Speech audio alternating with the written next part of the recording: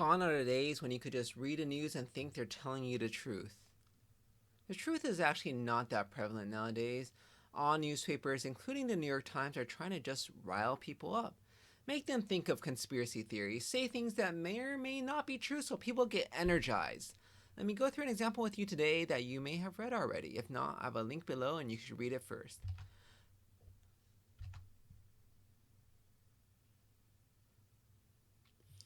Gone are the days when you could just read the news and think they're telling you the truth. The truth actually is not that prevalent nowadays. All newspapers, including the New York Times, are just trying to rile people up, make them think of conspiracy theories, say things that may or may not be true so people get energized. Let me go through an example with you today, and if you haven't read it, you could feel free to read it. I'll include a link below. The general gist of this is that California had rolling blackouts a few days ago, not because there wasn't enough power, but because they were being overly cautious. Or maybe they even wanted to create artificial rolling blackout so they get the natural gas plants renewed because the environmentalists want to phase them out and they want to get the citizens support them against the environmentalists.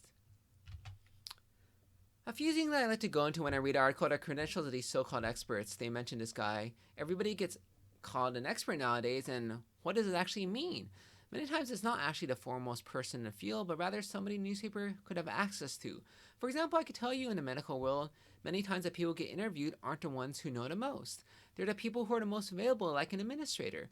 If a doctor is busy seeing patients, he may not have time to talk to newspapers. And he also doesn't care whether it gets published in a newspaper or not, because his patients don't care. It doesn't help his patients, and they're his first and foremost responsibility. A good example is doctors who testify in court as expert witnesses. Many of them don't actually see patients. How are they an expert? Their job is testifying in court. They don't know anything about actual patient care. But unfortunately, there's not much information I could find about him. His name is pretty generic. If you look at the gist of the argument he made that the reserves weren't that low, it may make sense. He says there is 9.5% reserves at 6:25 p.m. and at 6:30 p.m. they're 8.9%, so they're dropping, and then the rolling blackouts began. However, if you just look at the data, you'll come to a different conclusion. First off, if you didn't know, here in California, sunset's 7-ish. The reason I say ish is because I can't tell when I'm outside. The sky gets dark sometime between 6 and 7. And in the past few days, with the clouds and stuff, it got dark even before 6. Which, you would think if it gets dark, it probably affects solar power generation. And if you go straight to the source, the California ISO website, independent system operator, they oversee the power generation in California and distribution. You'll notice that around the time Mr. Marcus was mentioning 6:25 p.m. when the operating reserves are high, there's already a sharp drop-off in solar power. That is the golden curve. And that makes sense because the sun is going down, and we know that as the dusk comes, the sun is just not as powerful in terms of its rays. If I go biking midday and I don't put on sunblocks, I'm going to get burnt. If I go in the evening and I don't put on sunblock, no big deal, right? There's no solar energy at night when it's dark. This line literally goes down to zero. So you gotta start planning for the future because you know it's coming, guaranteed, and you're not gonna have enough energy. So you'll have to find other forms of energy to ramp up, except natural gas is already pretty much ramped up. You can't ramp up something that's already ramped up. Some renewables are hard to ramp up, like wind. You don't create wind, it just happens. Hydroelectric you can, that's releasing energy from dams to generate electricity, but idea is you're looking towards a deficit in the near future as one of your major forms of energy is going to be gone.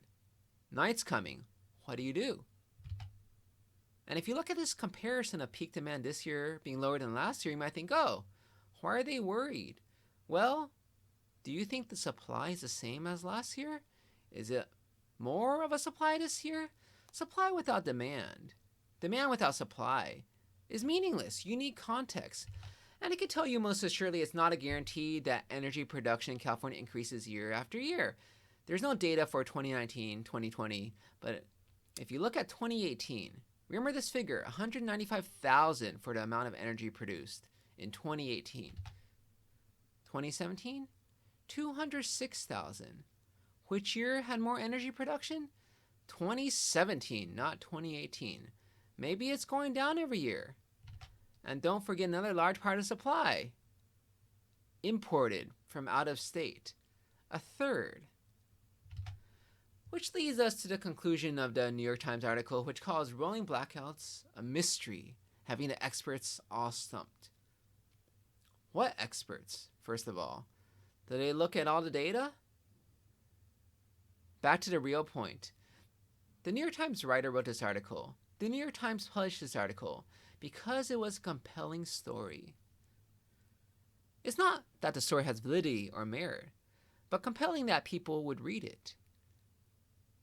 The people on the New York Times don't care whether the article is right or wrong, whether they got their facts right, whether they interpreted the facts correctly. They don't care about giving you context. They don't care about actually mentioning that there's no solar energy generation at night. They don't care getting into the details of why energy production decreases at night. Because they don't care about the truth. They don't care whether they inspire conspiracy theories. The truth isn't the goal anymore. Conspiracy, controversy, these are much better for grabbing eyeballs. And that's what a newspaper is. Just grabbing eyeballs. And that leads us to ourselves. We're the ones who have to do the heavy lifting, to do the figuring out, to find out stuff, whether it's right or wrong, to do our own research.